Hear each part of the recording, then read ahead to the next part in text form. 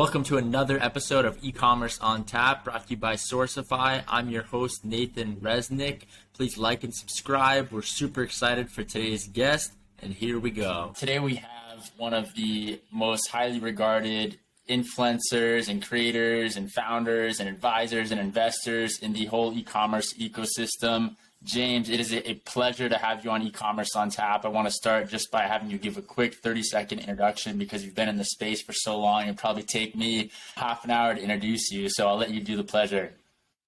Thanks for having me on, Nathan. I'm James Thomson.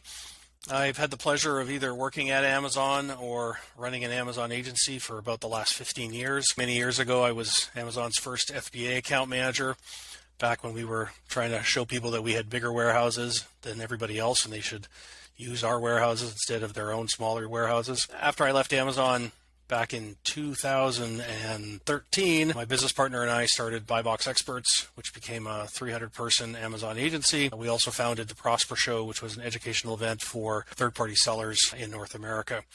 Today, I've stepped away from the agency world, and I now work with e-commerce startups, looking at investment opportunities and figuring out how they can expand and create a better foundation for brands to be able to do things beyond just Amazon. So I'm glad to be here to chat with you and share my thoughts on where things are going with U.S. and international e-commerce. With that, I'll turn it back to you. Thank you for that introduction, James. And when I told a few people that you were coming on, they were so excited. Literally, people wanted to record in live to see what we're talking about in real time.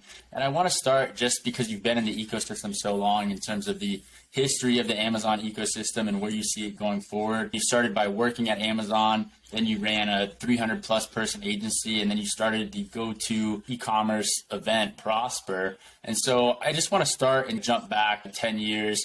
Amazon was a wide open landscape. How have you seen that overall transition to where it's at today? And then we're going to talk about each trend that we're seeing that we believe Amazon sellers need to actually capitalize on. I go back to 2007 when I started working at Amazon, and the world was one of getting more selection on the site. Hey, we don't have the major brands on the site. Let's go get the major brands so that we're relevant for consumers when they come shopping for big brands. By the time we got to about 2010, Amazon had the vast majority of brands, but now it was about creating competition on those brands by having 2, 3, 5, 10 sellers of the same products where everybody's beating each other up on price. We moved into Amazon Prime being a really important aspect of buying products. Not only did you have to have selection, but you need to have selection that you could get delivered quickly to your home, a la Prime, whether that's first-party selection or FBA selection. If you fast forward 10 years, Amazon's done, obviously, it rolled out Amazon advertising and lots of other programs. In the last year or so, the pivot for Amazon has been around, we recognize that we can't be the sole destination for all customer search, for all customer shopping. So what can we do at Amazon to become more relevant in those transactions that don't necessarily happen on Amazon? So think of it this way. Amazon was able to capture a huge percent of our wallets by being relevant in more and more categories, but there will always be some categories or some purchase experiences where naturally consumers are going to shop somewhere else. How does Amazon provide fulfillment services for that? How do they provide payment services for that? How do they provide advertising to drive traffic to those other sites? These are all aspects of being able to make a customer find the right products, albeit off of Amazon, and Amazon's still able to participate in that transaction. That really stems from their kind of Amazon Pay product that they put on a bunch of other websites to pay through their system. I want to talk more so on the brand side in terms of there seems to be like a fundamental change, right? In terms of Amazon, number one, first going out and trying to get large brands like the Nikes of the world to sell on Amazon. Then there had to be this fundamental pivot or change in mindset on Nike's end, or something that Amazon did where Nike said, hey, we don't want to sell through Amazon anymore. What do you think that fundamental change or mindset change was, either from Amazon's perspective or from Nike's perspective? So we can certainly talk about Nike. There are brands that view themselves first and foremost. The brand is so critical to who it is to consumers. Amazon really is a strong transactional marketplace. If you want to find something, you can go buy the box of whatever it is, but it's not necessarily the place to go if you want to learn everything about the brand, what it could mean for you and your life, and so on and so forth. And if you already know what you want as a consumer from a functional perspective and you're just going to buy the widget of choice, Amazon's a great place to do that. But if the brand is saying, yes, I want you to buy from me, but what I really want you to do is become so engulfed in everything that I stand for as a brand, beyond just buying my products, but believing in my causes or aligning with my way of thinking about how the product should interact with you in your life. Those aspects of brand and consumer relationship are not necessarily going to be Amazon's strengths. And so a brand like Nike made that decision a few years back saying, we don't want to participate in selling our products on Amazon. And so we're going to go and build our own strong D2C site or find other types of online retail partners who can represent us. That being said, we get into this whole rat hole that we don't really need to go down, but Amazon has a lot of unauthorized seller activity where products are often being sold by companies that aren't necessarily the retailers of choice for brands. And even though Nike left the website, left Amazon, there are still 30, 40, 50,000 Nike products on the website at any given point, being sold by all sorts of companies who have managed to get inventory on those particular products. So you've got this peculiarity where Nike wants to control what its brands look like in front of consumers. They've chosen to walk away from Amazon and focus on other channels where they have much better control of the message. But there's still a message, a Nike message on Amazon. It's just that it's being controlled by somebody else, or in this case, thousands of somebody else's who happen to have bits and pieces of. Nike wanted to create their own digital experience, right? And they didn't want to just compete for the search box around shoes or athletic shoes. And so I think as the marketplace has progressed, obviously sellers from other places around the world have started to target the US market to really try to own that result that comes up for athletic shoes and provide the highest quality option for the cheapest price. Because it seems like, to me, a lot of brands on Amazon compete on price, which Nike probably didn't want to play that game, right? Even if you're a higher end brand, there are ways to find a place on Amazon, but it doesn't necessarily mean that's going to be your primary sales channel. You asked this question earlier around what's happened on Amazon over the last 10, 15 years. I think one of the other big changes that's happened is when we think about Amazon pre-2010, Amazon was a sales channel. We went there to buy stuff. But Amazon's now a place where you go and you advertise stuff, or you go and collect customer data to learn about what customers are looking for. And so if it's selling, advertising, collecting data, and being able to do different types of product testing, Amazon is now a much richer platform for brands to interact with Amazon. One of my favorite sayings about Amazon is, even if you don't sell on Amazon, you have to have an Amazon channel strategy, because somebody's going to think about Amazon as a place to sell your products or advertise your products or find out about your products so that they can go and find a way to make a better, cheaper knockoff of your product. All of that plays into, here is this destination where tens of millions of consumers shop on a monthly basis. You as a brand are best served to think about what can we get out of this channel, even if it doesn't mean selling our products directly or indirectly. Makes a lot of sense. I want to dive into now more so because most of our listeners are medium-sized e-commerce brands. Some of them have been selling and scaling on Amazon. Some of them have been scaling across the Shopify ecosystem. Some of them even now have their own retail channel. And so I'm curious, in today's world, it seems like there is still a lot of opportunity on Amazon, but it seems like you need to have a more high-level, widespread D2C strategy as a brand and not just sell through one channel. What do you think about this kind of omni-channel environment? And if you were a brand, what kind of approach would you take towards an omni-channel environment that we're living in today? So I'm going to start by asking the question, what exactly is a real brand? What is a brand? Is it a UPC and some trademark name on a box? Or is it a set of promises that long-term you commit to the customer that you're going to deliver certain functionality? Customers will come to trust that you consistently deliver that functionality. And no matter where they buy or interact with your brand, the same set of promises are going to come through in that branding. I would argue it's much more of that second way of thinking about what a brand is. And while many companies have come on Amazon and said, you know what, I need to build my own brand. I'm going to go source product. I'm going to put it on Amazon, put it in my own special box with my own special UPC. That does not make a brand.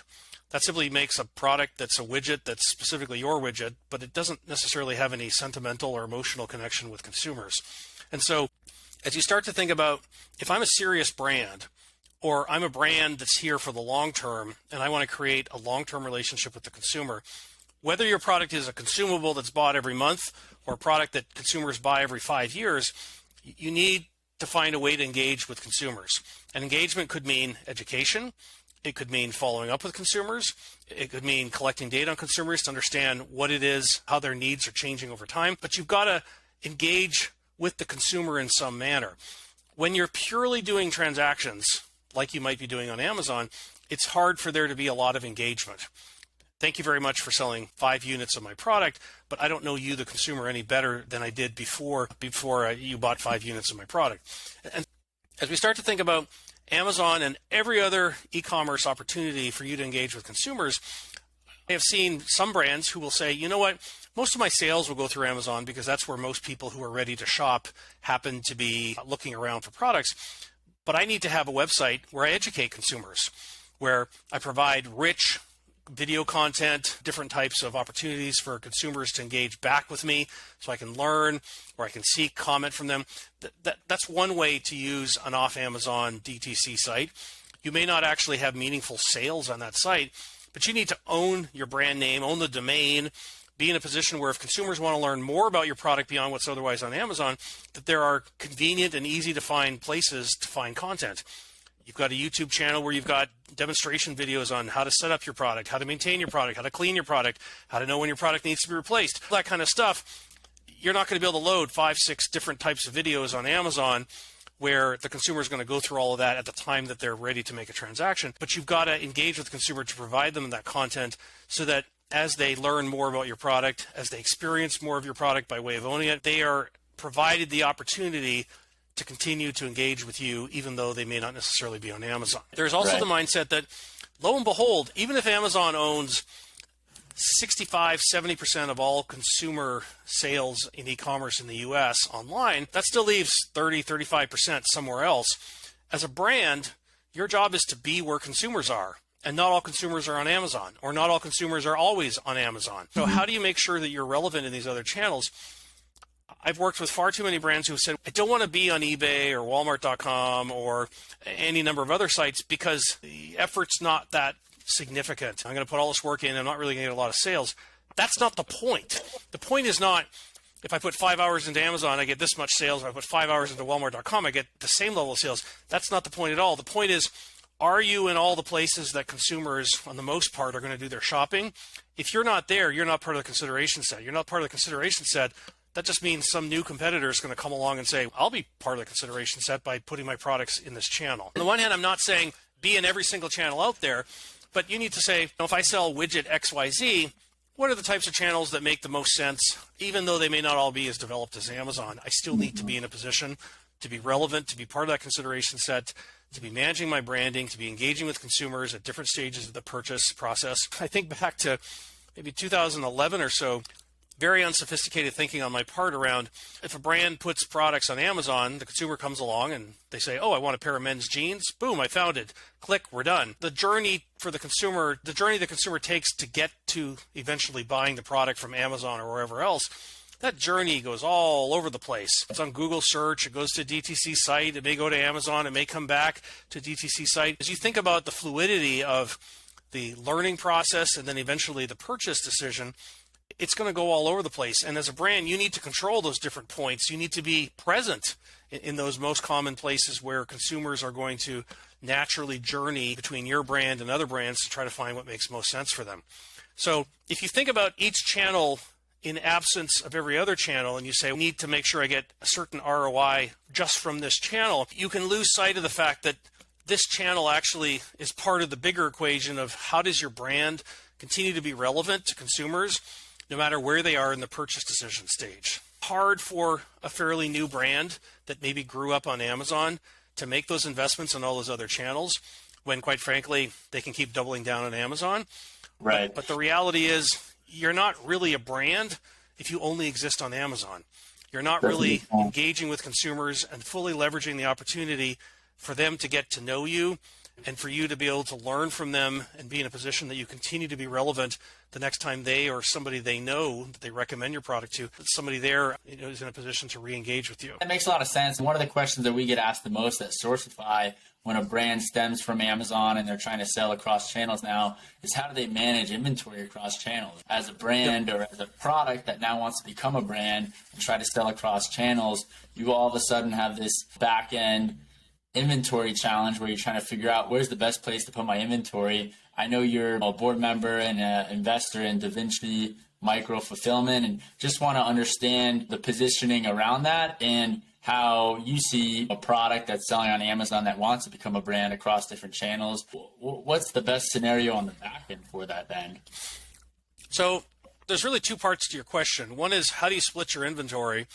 And then the second part is how do you balance the inventory across those two so that you've got the right amount for each of those two different channels? Right now, here we are, Q4. Don't know when you're broadcasting this, but here we are in Q4. And we have FBA sellers who are being constrained by how much product they can send into FBA right now. You also have first-party brands who are not getting the purchase orders they fully expected they were going to get. And as a result, they're sitting on a lot more inventory than they had planned to, and they don't know what to do with it. They have nowhere to put it because, quite frankly, a lot of brands have a single warehouse that they use for cross-docking and for prepping orders or shipments into Amazon. What do I do with all this inventory? And so, even if you're only selling on Amazon, it doesn't necessarily mean your products are going to be accepted into Amazon in the volumes that you anticipate you're going to sell this quarter. And so you're stuck. And you're saying, what do I do to make my products available for fairly ready order fulfillment to consumers if, in fact, Amazon's not necessarily going to handle my products in their own warehouses? And so the first decision, which in my mind is the easiest decision, is you need to have a warehouse that can do order fulfillment. Not just building shipments that go into Amazon, whether they're FBA shipments or they're 1P shipments, but actually be able to do individual order fulfillment so that if you have to turn on different types of shipping options in Q4 or at some other point where Amazon chooses to not accept products that you otherwise think you have the volume to be able to sell, having a fulfillment center in place that can do order fulfillment is absolutely critical. Now, it turns out we've also got to balance this with this other weird thing going on, which is most consumers in this country have come to expect that they can order anything on Amazon and get it in 2 to 3 days with a reasonably high level of predictability. And so you happen to have your own Shopify site and you're looking to fulfill stuff and you have your single where you're doing the order fulfillment. I'm making up an example here, but let's say your facility is somewhere on the East Coast in New York somewhere, and you've got customers in California that want that product, and they're expecting 2 to 3 day shipping. Unless you have margins to be able to afford air shipping, which very few brands do, you're going to have a problem getting that California customer that product quickly. And so now you're looking at how do we actually distribute inventory across the country so we can efficiently, cost efficiently, time efficiently get products to consumers using 2 to 3 day trucking rates rather than doing air shipping. So now you've gone from I have a warehouse out back to I have a network of facilities across the country, and I've got to figure out how much product to put in each of those different warehouses. So I've got to have sophisticated inventory balancing and shifting inventory around. Those are all decisions that the individual brand doesn't really have to worry about those if they work with an organization that knows how to do that balancing and knows how to use the available sales data and continue to refresh it and say, we overestimated here, we underestimated there. Let's shift things so that next month we allocate a little bit differently than we did this month.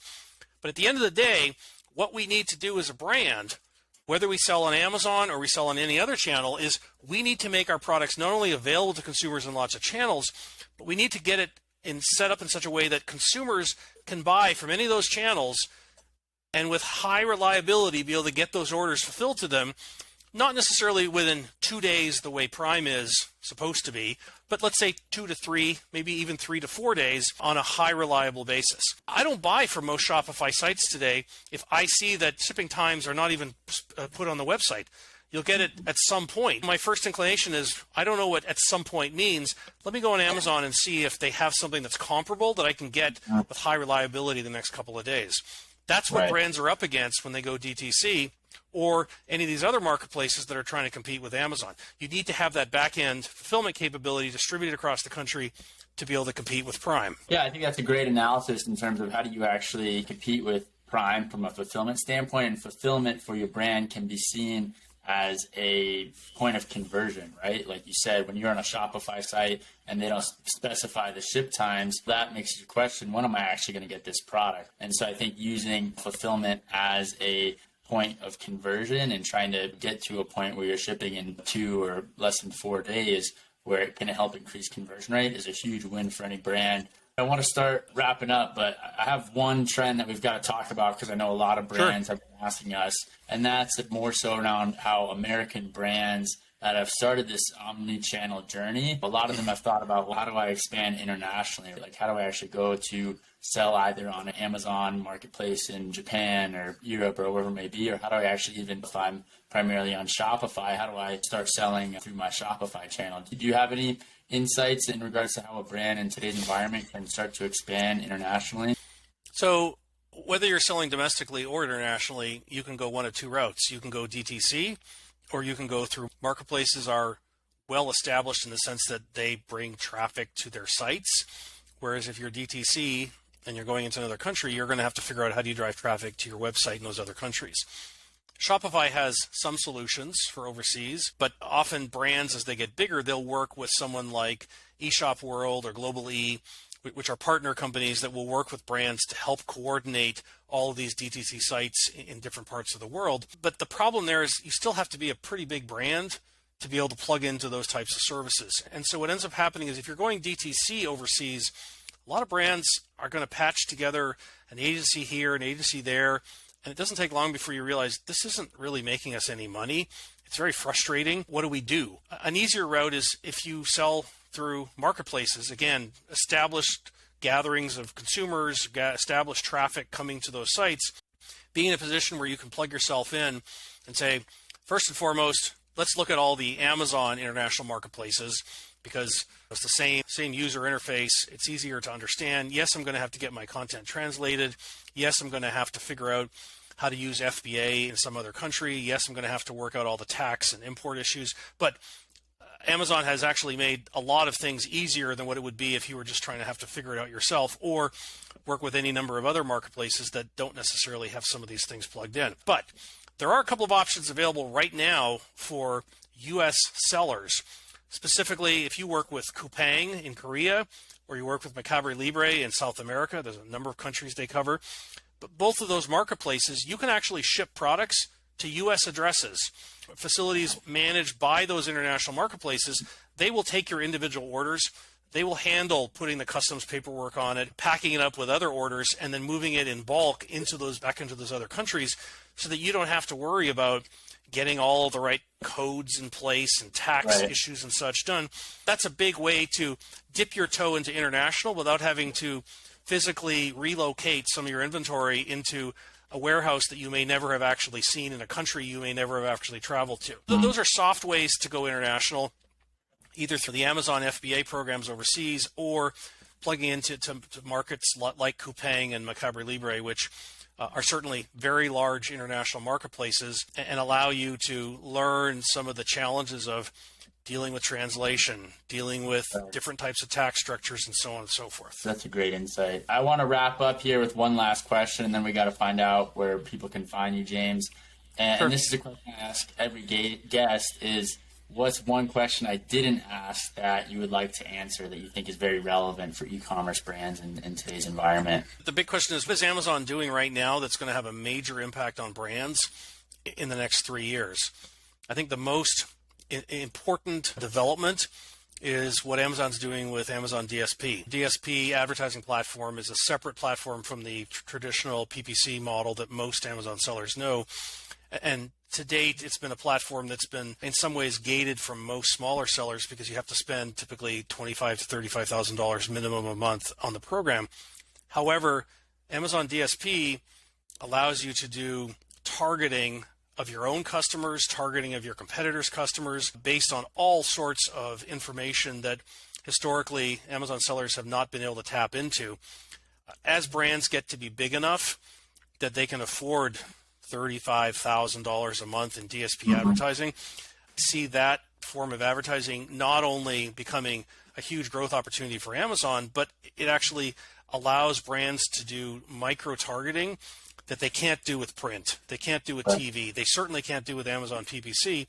We're going to see many more non-traditional or brands that don't traditionally participate on Amazon dipping into this Amazon DSP advertising platform because it's so incredibly powerful and, quite frankly, allows bigger brands with bigger budgets to steal huge numbers of customers from smaller brands on Amazon. Might not realize that this is happening right under their nose. So Amazon DSP to me is the one big area where we all need to pay attention because it's going to have a major impact.